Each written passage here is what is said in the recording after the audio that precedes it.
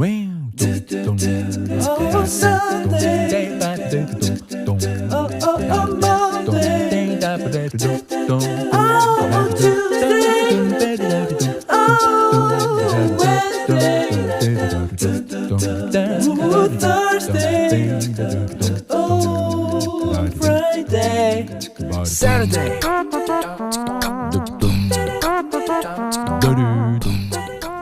Halo semuanya, bagaimana dengan kabar kalian? Aku harap kalian dalam keadaan baik-baik saja. Dan jangan lupa jaga kesehatan kalian selama di masa-masa seperti sekarang ini.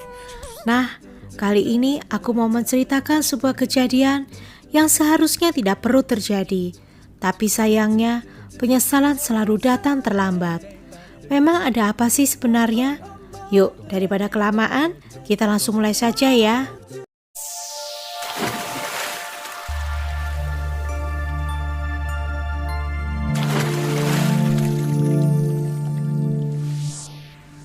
Pernah nggak kalian mengalami situasi di mana saat kalian mengendarai mobil atau sepeda motor di jalan raya, tiba-tiba ada pengemudi lain yang marah dan mengejek kalian hanya karena mereka tidak senang kalian berhasil menyalip kendaraan mereka. Nah, kalau itu terjadi, apa yang kalian lakukan? Apakah kalian akan mengejar kendaraan itu dan membalas ejekan atau umpatan orang tersebut? Kemungkinan besar kalian pasti membiarkan kendaraan tersebut lewat begitu saja. Karena bagi kalian, toh tidak ada gunanya juga meladeni orang itu atau berkelahi hanya gara-gara masalah sepele seperti itu. Tapi, rupanya bukan itu yang terjadi pada tanggal 21 Mei 2021 di Amerika Serikat. Aiden Leos lahir di Southern California dari pasangan Joanna Clunan dan Joey Leos. Dia tumbuh di keluarga yang penuh dengan kehangatan dan kasih sayang dengan ibunya dan kakak perempuannya yang bernama Alexis. Aiden ini anak yang manis dan menyenangkan. Dia suka tertawa, bercanda, dan bermain di taman. Dia juga mudah bersahabat dengan siapa saja dan peduli dengan orang-orang di sekelilingnya. Pernah suatu ketika saat dia lagi main di playground, ada seorang anak yang mengalami autis terjatuh di tanah. Anak-anak lain lari menjauhi kejadian tersebut, tapi Aiden tetap diam di sana dan bahkan berlutut di samping anak itu. Dan ketika anak yang terjatuh itu berkata, "Pergi, aku gak mau bicara sama kamu." Aiden menjawab, "It's okay, kamu gak perlu bicara sama aku." Aiden lalu mengulurkan tangannya dan membantu anak itu untuk berdiri dan lalu mereka bermain bersama. Aiden adalah anak yang luar biasa. Di usianya yang masih muda, dia memiliki rasa kasih sayang dan sangat peduli dengan orang lain. Dia juga suka menghabiskan waktunya bermain dengan Alexis di kamar kakak perempuannya itu, sehingga mereka menjadi sangat akrab. Aiden suka memuji betapa cantiknya kakaknya dan menari dengan gaya yang konyol untuk membuat kakaknya tertawa geli melihat tingkah lakunya. Aiden juga sangat menyayangi ibunya dan tidak akan mau pergi ke tempat tidurnya sebelum mengucapkan selamat malam pada ibunya sambil memeluk ibunya dengan erat.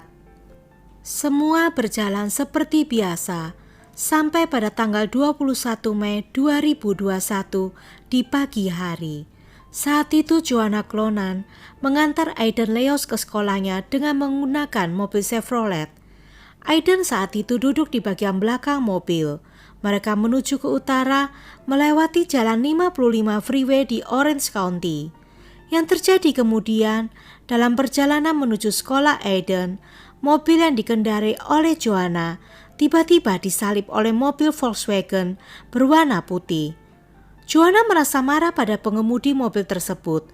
Lalu Joanna mengeluarkan jari tengahnya terhadap pengemudi tersebut dan melaju begitu saja. Yang Joanna tidak ketahui adalah apa yang terjadi selanjutnya merupakan mimpi buruk yang tidak pernah dia bayangkan sebelumnya. Awalnya, Joanna hanya mendengar suara letusan kecil di belakangnya. Lalu kemudian, anaknya Aiden berkata, "Ah!" Joanna lalu berbalik ke belakang untuk mengecek anaknya dan terkejut melihat anaknya memegang perutnya dan baju Aiden sudah basah oleh cairan berwarna merah dari tubuhnya. Aiden sempat mengerang kesakitan dan berkata, "Ibu, perutku sakit." Joanna pun panik dan menghentikan mobilnya di pinggir jalan. Dia mengeluarkan Aiden dari mobilnya dan berusaha mencari bantuan. Untungnya seorang polisi yang sedang tidak bertugas, yang kebetulan melewati tempat kejadian pada saat itu, langsung memberikan bantuan CPR sambil menunggu ambulans. Tapi wajah Aiden sudah mulai membiru, dan ketika ambulans datang dan membawa Aiden ke rumah sakit, Aiden tidak dapat diselamatkan. Joanna menjadi syok dan tidak bisa bergerak atau berkata apa-apa. Dia bahkan tidak bisa berpikir apapun juga. Bahkan mimpi buruk pun tidak pernah semengerikan seperti ini. Petugas jalan raya di California menemukan lubang kecil di bagian belakang mobil Joanna dan dipercaya kalau ada timah panas yang menembus lubang tersebut dan mengenai tubuh mungil Aiden. Polisi langsung melakukan pencarian terhadap mobil Volkswagen berwarna putih yang dicurigai melakukan hal ini. Yang pada saat kejadian, mobil tersebut rupanya langsung kabur, melarikan diri entah kemana. Insiden kekerasan di jalan raya ini rupanya memicu kemarahan orang-orang yang bersimpati pada nasib Aiden. Dia hanyalah seorang anak laki-laki yang menjadi korban di situasi yang tidak pantas. They took my son's life away. And he was beautiful, and he was kind, and he was precious. And you killed him for no reason. Akhirnya para polisi berhasil mengidentifikasi mobil si pelaku, yaitu Volkswagen Golf Sportwagen berwarna putih keluaran tahun 2018 atau 2019, di mana pengemudinya adalah seorang wanita dan ada seorang penumpang pria yang duduk di sebelahnya. Joanna begitu putus asa melihat anaknya yang sangat dia cintai menghembuskan nafas terakhirnya di pelukan Joanna. Dia ingin pelakunya segera diketemukan dan diberi hukuman karena telah melakukan hal setega ini. And I want to find them. And I want there to be justice to be served for my son. Berita ini pun menyebar dengan cepat dan membuat banyak orang menjadi syok. Mereka tidak menyangka ada hal seperti ini bisa terjadi di jalan raya. Untuk mencari pelakunya, para donasi mengumpulkan dana sebanyak 50.000 US dollar atau sebanyak kurang lebih 720 juta rupiah sebagai imbalan untuk siapa saja yang bisa memberikan informasi tentang pelakunya. Bahkan, imbalan itu dinaikkan lagi menjadi 500.000 US dollar atau sekitar 7,2 miliar rupiah. Dan semua itu dikumpulkan oleh masyarakat di USA. Berbagai banner tentang Aiden dipasang di sepanjang jalan di dekat kejadian naas itu terjadi. Sebagai jaksa wilayah Orange County di California, Todd Spitzer meminta pelakunya untuk menyerahkan diri secepat mungkin. It's time to turn yourself in. It's time to understand that the longer this goes on, the less sympathetic I will be to understanding why you did what you did. Selama penyelidikan berlangsung, orang-orang banyak bergabung dan memberi bunga, balon, boneka, juga kartu ucapan di pinggir jalan dekat TKP. Joanna tidak dapat menghadiri tempat tersebut, tapi dia diwakilkan oleh beberapa anggota keluarga terdekatnya, termasuk anak perempuannya yang bernama Alexis. Sebuah web yang bernama A GoFundMe dibuat untuk menolong keluarga Aiden selama di masa kesusahan ini. Mereka mengumpulkan dana sebesar 350.000 US dollar atau sebanyak 5 miliar rupiah untuk biaya pemakaman Aiden. Upacara untuk memperingati Aiden diadakan di Calvary Chapel di Yorba Linda, di mana Aiden dulu pernah menjadi murid di sana. Mereka menggantung banyak foto-foto Aiden dan banner bertuliskan, "Aiden, kami mencintai kamu." Penyelidikan sudah berlangsung selama 2 minggu, tapi tidak menemukan hasil apapun. Sampai akhirnya di tanggal 6 Juni 2021, para penyelidik pergi ke sebuah rumah di Costa Mesa, di mana seorang pria bernama Marcus Anthony Eriks yang berusia 24 tahun tinggal di sana bersama pasangannya yang bernama Winnie Lee yang berusia 23 tahun. Mereka berdua langsung ditangkap dan dibawa ke kantor polisi untuk diinterogasi. Marcus mengakui kalau pelaku dari kasus ini memang dia. Tapi itu semua dimulai gara-gara Joanna menunjukkan jari tengahnya ke arah Marcus terlebih dahulu. Mendapat perlakuan seperti itu, Marcus pun menjadi emosi. Lalu dia mengambil senpinya dan melontarkan timah panas ke mobil Joanna. Well, ini sungguh gila. Hanya karena emosi sesaat dan lalu dor. Emang apa yang ada di otaknya pada saat itu? Marcus dan pacarnya bahkan tidak berpikir bahwa apa yang mereka lakukan itu bisa melukai seseorang. Bahkan setelah kejadian tersebut, mereka tetap pergi bekerja seperti biasa, seakan-akan seperti tidak ada apapun yang terjadi. Mereka bahkan tidak tahu kalau apa yang mereka lakukan itu menyebabkan Aiden tewas.